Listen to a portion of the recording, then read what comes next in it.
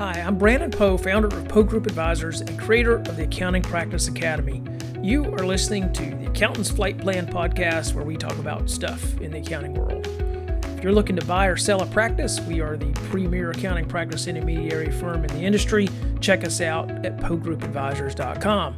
If you're a firm owner looking to build a more profitable practice while actually reducing owner hours, sign up for our practice management workshop, which only runs a few times per year.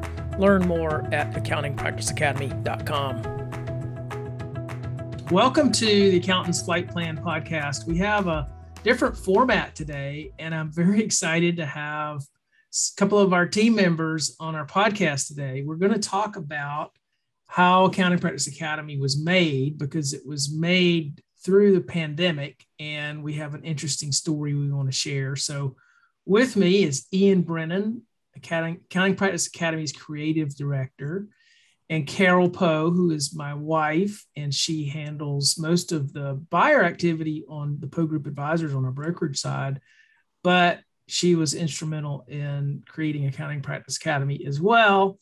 So welcome, Carol and Ian. Well, thank you. It's exciting to be on the podcast.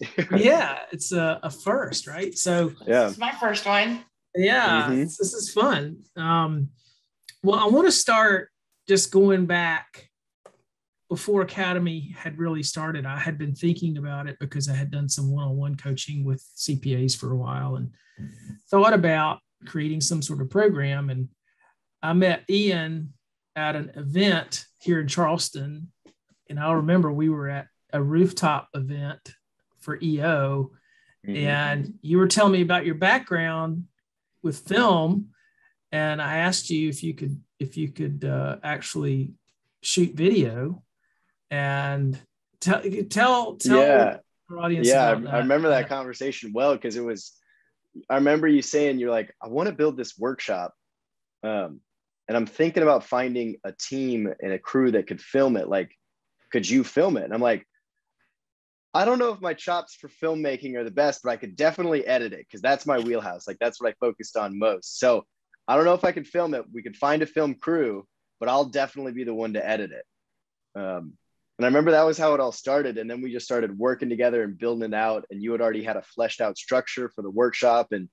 And then as we started finding a film crew and developing and building out the team, the pandemic came. And so I think it was the day before we were supposed to shoot. Let me back up. Yeah. Okay. I do remember patting you on the back and saying, I bet you could film it too. You remember that? Yep. I was like, we'll see. Who knows? So yeah, back to the pandemic. So yeah, let me interject if I might. So we went through one film crew, and we actually filmed the first module with a crew, and we got the video back, and it was just not good. And I remember you started the editing and the review, and you're like, this is not the kind of, this is not it. And so we went, we found another crew, and then the pandemic was pretty much picking up some serious steam. And I got an email from the owner of the studio and said, I'm sorry, we're not going to be able to film in studio tomorrow. I can't put the crew together. And then the next day, I came back to the office and said to you, and I'll let you pick it up from here. What happened from there? You were like, well, we don't have a film crew, so it looks like you're filming it. And I was like, okay, I guess we'll figure it out. And so we started chatting about like what we needed and just made it work with Amazon. We bought the lights, we bought the tripods, and you go, well, what kind of cameras do we need? And I go, we might be able to just shoot it on iPhones. Those cameras are so good and the quality is great. And we can shoot it in 4K and it'll look awesome. And we'll just shoot it right here in the office in our conference room. And Amazon packages just started showing up, and we started to build the set and talk about what needed to be done. Yeah, it was interesting because I think we actually ended up with a better product because of this. And one of the cool things was I remember we filmed the first 4 modules. So there are 8 modules total in Accounting Practice Academy. And we filmed the first 4, and then I think you'd try to do some edits on them, and then we ran them by our marketing company. And then again, someone said, these are not good enough. Basically, our marketing company said you can do better, and they actually gave us a contact, someone to kind of coach. Well, it's not kind of coach, but actually coach me through how to best present, how to structure. That was before. I thought that was before this. No, that was after we had done some. We had shot a couple, and we had built the slide decks out, and then she took a look at them and she was like, "You can cut these down, you can make them sharper, you can make them more punchy." And so that way, we took that mindset and then it started to apply to every module within the workshop. And like from then on out, the filming started to get a lot more fun because we were like, Brandon, you sat down and just like dug in and was like, what's the meat? How do I cut out all the fluff? What's exactly what they need as quick as possible? And that actually became, I think, one of our biggest like benefits, because now the people going through the workshop are like, I love that these are short, bite-sized videos. It's not an hour-long thing that I'm like dreading to watch. I can actually just show up, watch 3 out of the 5 videos, take a break, do some of the work, come back tomorrow and watch the next 3. Yeah. So yeah, but you're right, Carol. So, well, you were right about the fact that we had done some filming. I don't know if you remember this, but we filmed, and you came in and you were the sound. What was the title? The sound technician. Yes. Sound technician. And makeup artist. And makeup artist. Very important. Yeah. Yeah. So you have to have makeup because it takes the shine off. And we consulted with a lot of people on how to do this. We learned a lot about filmmaking that we didn't anticipate having to learn. But and then so we came in, we shot the first 4 modules, and it was the middle of the pandemic. Do you remember how quiet it was on the streets? Like there was no outside noise at all. None which doesn't sound like, that sounds like, oh yeah, it was the middle of the pandemic. That, of course, but like in filmmaking world, that's a blessing. Like because the second half of filming, we had car horns, we had trash trucks, we had motorcycles driving, blaring music, and it was like after a sentence, cut, hold on, we got to restart. And it was having those first 4 modules with silence was it was great. But then we went and we gave the first, I think we might have given the first 2 modules to our marketing company, and they referred us to Mickey. And Mickey was a trainer for Lululemon about presentation skills. And she just basically ripped it apart and said, you've got to have stories. You need more body language. She just coached me. And that was just so helpful, because then, but the bad thing was we had to redo everything in those first 4 modules. And we had to rewrite the content. We had to just basically go back to the drawing board. And then we filmed it again, maybe 3-4 weeks after, was it? Yeah. And then so we filmed those first 4, but then by then the first group of APA members were already in the group. Yeah. So I love talking about that. It's like, there were people that had paid, and we were building the plane as it was coming down. Yes. We were, but we knew what those modules were going to be. Oh, yeah. We just hadn't filmed them. And so then we go back and we started the filming. And then the pandemic the restrictions had eased, traffic had returned. And I remember we had to stop a lot because a motorcycle would go by or a truck or something. Do you remember that? How it was? That sound, yeah. It was totally different. Totally different. So if you're an APA, maybe take note to see if you can hear more traffic noise on module 5 through 8. I did my best trying to like do audio engineering on the second half of that workshop, and just like editing around like car horns and just trying to make it work. Yeah. But I said we had a ton of fun. Like I think just the memory and the experience of being on set with just us three, you, me, and Carol, like we had so many, like the amount of outtakes that I've got that I've just like made into our own little private videos of just goofing off and having a blast. Oh, it was great.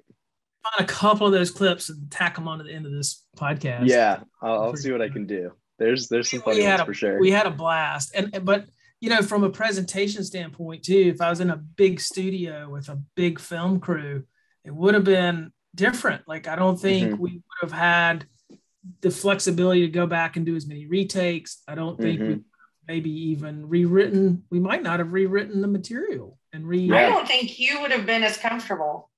Yeah, I think that's in like to brag on you for a minute. Like that's one of the cool things about like rewatching the Academy and the videos in it is like there's some really like when you added those stories in, if we were just in a studio, your like authenticity might not have come out with like 20 people standing behind you watching and lights and all this sort of stuff. Like because it was us three, it was really like authentic and engaging and allows, I think, at least me watching it to connect with the material even more. It's really cool. And I think that comes through for our members, or at least so they're saying. Yeah. Yeah. Yeah. Well, it was a fun experience. When I think back about it, I think about how creative the process was, how fun that was. And, you know, when you're having fun creating something, it shows. And I feel like that's a big part of why Academy is so successful, is because all that energy was captured on those modules. And I remember one of my favorite parts, and like take note, I was like brand new to this company. Like I've been here for over 2 years now, but this was like the very beginning. And it was so cool to have like you pulled out this big piece of like butcher paper, or like you've got it framed in your office now, but it was the whole workshop and it was just scribbled and scratched on, and like pricing module and time off module and all of these sorts of things. And I remember us sitting down in the conference room one day and like having just an wildly open discussion about like what was wrong. It was like something didn't feel right. And you kept like drawing arrows for like where modules could go and where modules belong. And you were literally like restructuring this whole thing so that we knew it was adding the most value from start to finish. It was like, what needs to like, and I remember we put that 80-20 analysis first, and we were like, yes, that is going to just blow their minds right out of the gate. And once we did that, I remember like bouncing up and down, being like, oh, we're doing something cool here. Like, this is a fun place to work. We're like really making something real. It was cool. It was really exciting because we really felt like what we were doing was going to change people's lives. I think it is too. I mean, like they've said it is. That's what's special. Like the amount of like, I mean, Brandon, you and I hop on those calls like throughout the workshop, and just hearing the moves that these guys are making. It's awesome. It's really cool. Yeah. I mean, we had that wrap up last week, and I was just in awe of some of the major strategic decisions some of these people have made. We had one member fired her largest client, like a $60,000 a year client, just because of wasn't a pleasant experience for her and her team. And she made that decision. And of course she filled it right back up with new work really fast, which always happens, right? Better work, more enjoyable work. Yeah. People are making moves. It's really exciting to see. But anyway, it was I thought it'd be fun to have a podcast, because we've been telling people about how we made this, you know, and they're curious about it. And it's, you know, I feel like Practice Academy is just going to continue to take off and expand, and people want to hear how this was done. And so I just was thinking about it and how fun it was. Such a fun, creative time. It really was. We played loud, funny music, and I remember like getting you hyped, like doing boxing moves, like taking on the world, be like, all right, get amped, we're about to film. Telling jokes. Fun. Well, I mean, the outtakes are great, but if there's anything that like big, like broad strokes that I can say is like, I came on just like expecting this like as a freelance video editor. But like after building the whole thing and having those meetings and having those conversations and seeing how like willing and engaged you were in making something good that can and will help people instead of just like a fluff piece to get money, like I like that so much that I was like, can I stay and get this into the hands of people? Like you had a dude who was just floating about making videos for whoever, now wants to like take this thing that he sees works and share it with as many people. And so that's like, I don't know, it's a little heartfelt thing. That's coming from me to you. Like this has just been a roller coaster and it's awesome. Like I wanted to ride the wave. Yeah, it's been fun. And Carol, you did a great job of keeping it light and telling jokes. Carol was our resident comedian. More money, more money, more money. More money, more money, more money. That's our slogan. What do you want? You need APA? You want more money, more money, more money? Get an Accounting Practice Academy. Yeah. That was great. Yeah, Carol and I, well, and you and I would just like, we were just behind the camera. So we didn't have any pressure. Like Brandon was the one in front of the camera doing all the work and we could just like mess around and hang out and we were just having a hoot. It was so fun. It was fun. And just to give everybody perspective, we had lights everywhere and it was like a Hollywood set on a B budget. We had the mic stands like and everything hanging down, the lights. We had backdrops. We had like the carpets on the walls to deaden the sound, like all sorts of stuff. We made it work. It looked good. I was really proud of it. I still am. Yeah, likewise. All right. Well, this is my film production crew, everybody. So thank you, Carol and Ian, for helping me reminisce about the creation of APA. And cool. Fun. Thank you. Yeah, this was awesome. What did I say? Sound on, sound off? Sound speed. Sound speeding. Yeah. And then the clapper. Always got to clap for it. Yeah. Yeah. Cool. Love it. Awesome. Thanks. All right. That's a wrap. Thank you. Thanks for listening to the Accountant's Flight Plan podcast. If you like what you heard today, please follow us so that you can get updates when new episodes are released and share our podcast with your friends and colleagues. You can also follow Poe Group Advisors on social media. Please visit our website for more information at PoeGroupAdvisors.com.